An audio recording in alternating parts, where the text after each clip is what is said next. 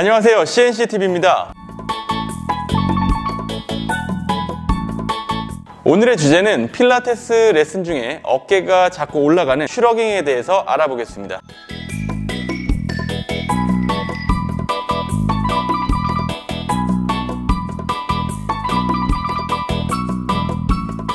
필라테스 레슨을 하다 보면 오버헤드 동작에서 또는 견갑골에 운동장애가 있으신 분들은 팔을 90도까지만 이렇게 들어도 어깨가 슈러깅 되는 분들이 계시는데요. 이러한 상태에서 운동을 하고 나면 어깨와 목 주변이 굉장히 불편합니다. 그 이유는 근육의 불균형으로 인한 견갑골의 운동장애가 원인인데요. 일반적으로 상승모근 또는 삼각근의 과활성화로 인해서 발생됩니다.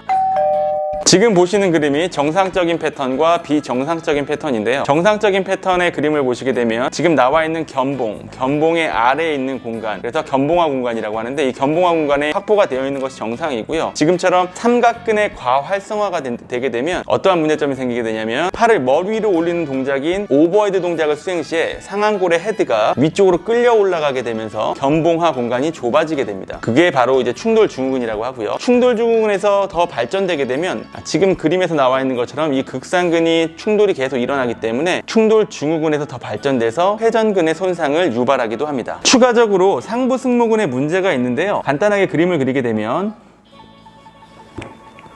지금처럼 상부 승모근과 중부 승모근 그리고 하부 승모근이 있죠.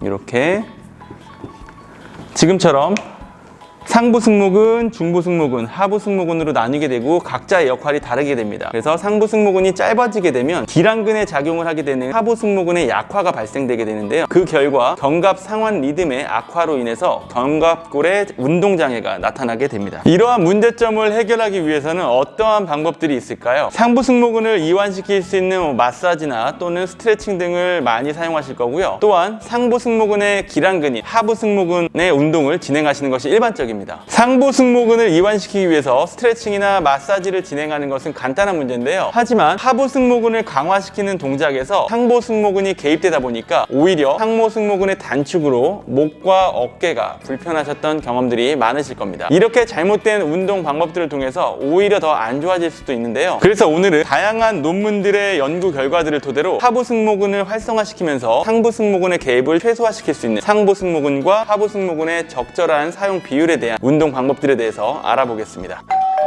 그럼 지금부터 견갑골 안정화 운동에 관련된 논문들을 요약해드리고 견갑골 안정화 루틴에 대해서 알려드릴게요. 상승모근과 삼각근의 과활성화로 인한 견갑골의 운동장애를 해소하기 위해서 견갑골의 정상적인 패턴을 회복할 수 있는 운동을 해야 되는데요. 관련된 연구들에 의하면 상승모근의 개입을 최소화해서 하부 승모근을 활성화시켜주고 전면 삼각근의 개입 역시 최소화해주는 것이 가장 좋은 운동 방법입니다. 추가적으로 견갑골을 안정화시켜줄 수 있는 중보 승모근과 능형근 그리고 정거근 역시 동시 활성화시켜주는 운동 방법들이 최고겠죠. 이러한 견갑골의 복합적인 움직임들이 우리가 팔을 들어 올리는 동작에서 모두 작용하게 되는데요. 견갑골이 흉곽의 형태에 의해서 비스듬하게 위치해 있는데요. 이러한 견갑면을 통해서 운동을 하게 되면 조금 더 안전하고 효율적으로 운동을 하실 수가 있습니다. 견갑면은 대략적으로 그림에서 보시는 것과 같이 30도에서 40도 사이의 방향을 우리가 견갑면이라고 합니다. 마찬가지로 우리가 운동할 때 팔을 들어 올리는 방향 역시 견갑면 을 통해서 진행해야 가장 안전하게 진행할 수 있겠죠. 여러 가지 논문들에서는 스탠딩 포지션, 그리고 쿼드루피드 포지션, 그 다음에 프론 포지션에서 팔을 견갑면 방향으로 거상시켰을 때 상승모근과 하부승모근의 활성도와 비율, 그리고 전거근과 전면, 그리고 후면 삼각근의 활성도에 대해서 근전들을 통해 알아본 여러 논문들의 결과를 요약해봤는데요. 연구 결과를 보면 스탠딩 자세보다 내발기기 자세와 엎드린 자세에서 하부 승모근의 활성도가 높게 나왔고요. 내발기기 자세와 엎드린 자세를 비교해 봤을 때 내발기기 자세가 더 활성도가 높게 나왔습니다. 다음으로 우리가 1에서 5 구간으로 운동 범위를 나눴을 때 1, 2 구간보다는 4, 5 구간에서 활성도가 더 높게 나왔다고 보고하고 있습니다. 정거근 활성도에 대해서는 내발기기 자세와 엎드린 자세보다 스탠딩 포지션에서 더 활성도가 높게 나왔고요. 내발기기 자세와 엎드린 자세에서는 4, 5 구간에서만 전거근의 활성도가 올라갔다고 보고하고 있습니다. 다음은 삼각근의 활성도인데요. 스탠딩 자세에서는 후면 삼각근보다 전면 삼각근이 더 많이 사용되지만 내발기기 자세와 엎드린 자세에서는 후면 삼각근이 더 많이 사용되기 때문에 전면 삼각근의 개입을 최소화하기에는 내발기기 자세와 엎드린 자세를 권장하고 있습니다. 하지만 스탠딩 자세에서 운동을 하게 되면 협력근의 역할로서 정거근도 활성화가 된다는 이점이 있는데요. 이 부분은 잠시 뒤에 논의해 보도록 하겠습니다. 다음은 하부 승모근의 활성도에 대한 결과인데요. 견상완 관절의 대표적인 어깨 관절이죠. 견상완 관절의 120도 외전 상태는 하부 승모근의 근섬유 방향과 정렬이 되어지기 때문에 팔의 120도 외전 각도에서 운동을 진행하는데요. 팔을 뒤로 넘기는 동작보다는 유지한 상태에서 견갑골을 조이는 듯한 느낌을 주면서 견갑골의 리트렉션 동작을 해주는 것이 효과적입니다. 하지만 스탠딩 포지션보다는 내발기기 자세나 엎드린 자세에서 진행하는 것이 상부 승모근에 개입되는 것을 최소화시킬 수 있는 방법입니다. 전체적으로 간단하게 요약을 해보면요. 하부 승모근을 강화하는 것이 목적인데 그러면 팔을 들어 올려서 운동을 해야 합니다. 하지만 그러다 보면 상부 승모근과 삼각근이 개입되어서 운동이 제한이 되는 부분이 있습니다. 그래서 스탠딩 자세보다는 개입이 최소화될 수 있는 내발기기 자세나 엎드린 자세에서 진행을 하는 것이 좋습니다. 하지만 정거근은 스탠딩 자세에서의 90도 구간에서 활성도가 많이 올라가기 때문에 스탠딩 자세에서 진행하는 것이 이점이 있지만 개인적으로는 내발기기 자세에서 반대쪽 지지하는 팔도 중립을 지키기 위해서 우리가 견갑골의 전인 동작을 유지해야 하기 때문에 전거근을 지속적으로 사용할 수밖에 없을 텐데요. 물론 협응성에 대한 효과는 떨어질 수 있겠지만 좌우 번갈아 가면서 진행한다면 개별적인 전거근의 효과는 분명히 있을 것이기 때문에 논문에 나와 있지는 않지만 개인적으로는 쿼드루피드 내발기기 자세를 추천하고 싶습니다. 특히 중요한 하부 승모근을 활성화시키는 동작은 팔의 120도 정도의 외전된 상태에서 근섬유 방향과 일치하기 때문에 일반적으로 120도 거상된 상태에서 운동을 하게 되는데요. 우리가 팔을 뒤로 넘기려고 하면 상부 승모근이 많이 개입될 수 있기 때문에 팔을 들어 올려서 뒤로 젖힌다는 느낌보다는 120도 외전된 상태에서 견갑골을 후하방으로 조여준다는 느낌으로 진행하는 것이 효과적입니다. 자, 지금까지 관련 논문들을 요약해 봤는데요. 연구 결과들을 토대로 안전하고 효과적인 견갑골 안정화 운동 루틴에 대해서 진행해 보겠습니다. 함께 따라해 보세요.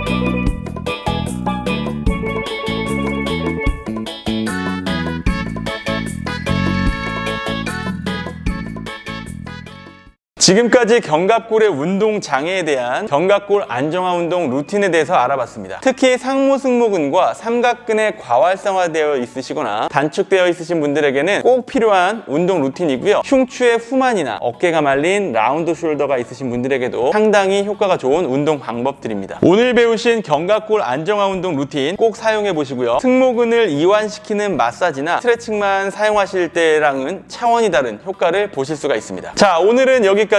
오늘도 도전하시고 변화되시는 하루 되세요. 감사합니다.